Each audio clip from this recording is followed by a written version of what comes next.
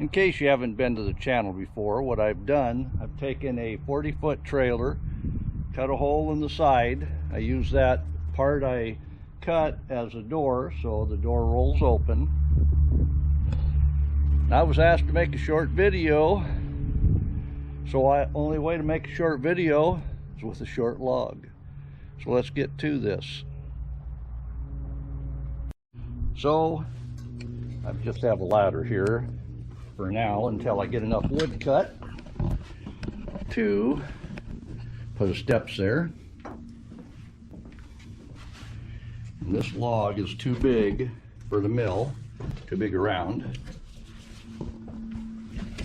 It only can cut a 20-inch, and we are 22-inch.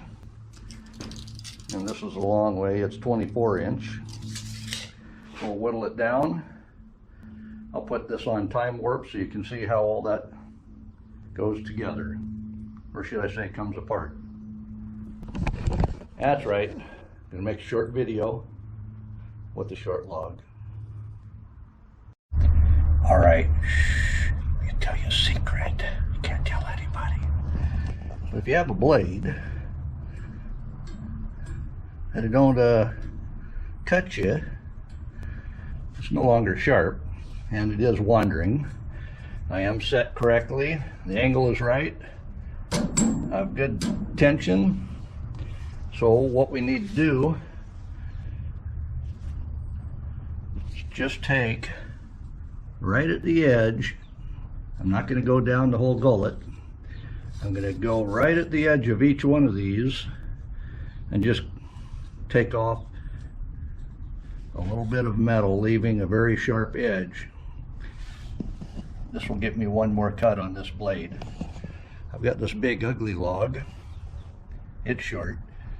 No short jokes, please. But it's not a customer log, it's my log. If you're doing customer work, I wouldn't do this. If you do, and you need to get one more use out of that blade, like I say, just taking it right here, I'll show you.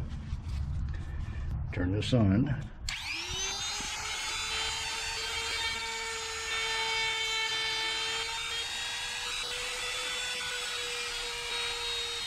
I'm going right to the edge.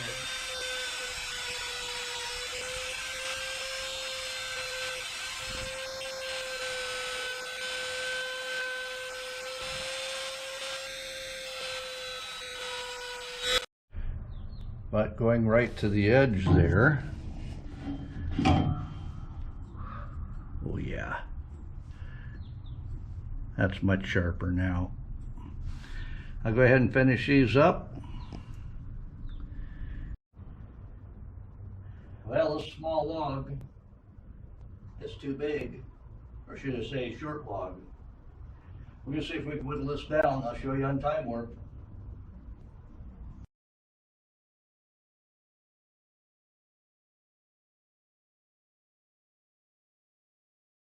Well, while we're watching this guy cut that lumber, let me tell you why I bought the LT10 Wood-Mizer sawmill and why it was right for me. I have 15 acres of large enough wood to use on the sawmill. Yes, even larger than the small mill should be able to cut. My first project was cutting a fallen cedar that saved me $1,500 in grade A #1 cedar board trim, 8 inches wide and 10 feet long. That was for an outbuilding. I called that the Harvest Shack, with gas range and a sink for canning. The next project was 3 12-foot long tables for outdoor get-togethers, 1 tall for the food and 2 for the sitting around. The next project was a new firewood shed, 20 feet by 24, 10 feet tall. All the posts, walls, rafters came from the fallen trees. I pulled up and cut into usable lumber, saving me $2,000 on that project. So the 3 projects more than paid for the mill. Tell me who you know that has 20-inch boards on their workbench. Did I mention it was 12 feet long? All the wood for the upper cabinets and lower drawers were cut on the mill.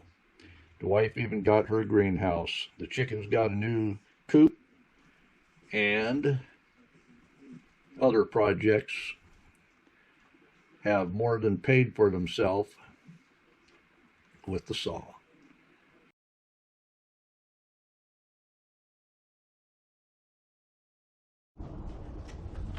Oh no. I think I ruined somebody's day. Yep, that's why you got to get it out of the woods after it falls, because it doesn't take long and they take over.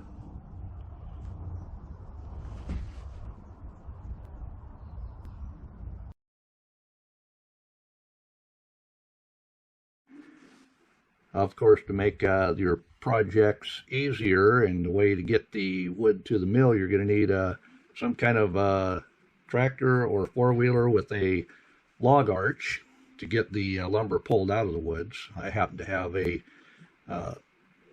tractor with a grapple, so it makes it easy to pull the wood up and put in the 40-foot box that I put the saw in. Obviously, if you're going to be doing wood, well, just that quick and easy. We got 5 boards cut. We had room inside. These are, I'd say, 14 inches wide, 1 inch thick. We're making some lumber. Also pissing off the ants. Now, if this guy will stop interrupting me, but you're going to need that, have that tractor to be, or like I say, a four-wheeler with the log arch to get your logs pulled up out of the woods. And after you have your wood cut, you're going to need to have a place to dry it and then store it for when you get ready to use it. I know it's not square. That tent is not square, but that's okay, because when I run it down the table saw to make it to the dimensions I want this lumber, it'll be perfect. It's going to dry, it's going to shrink, it's going to be all kinds of wobbly, but that blade that I sharpened up has got this ugly short log whipped into shape. I don't have any roller coaster on the wood. It's all cut and straight. I wouldn't want to use a brand new blade on this ugly, dirty log. You can see the ants come out of it. That means they could have brought dirt and debris in there as well. And you can see the stuff they've got down in there. That doesn't do a blade much good, having dirt run across the tips. That's why I took the chance, go ahead and sharpen that blade, get one more life out of it. When I take them in to get the professional sharpening done, they'll take care of all of that. It'll get cleaned right back up. But it works. Shh.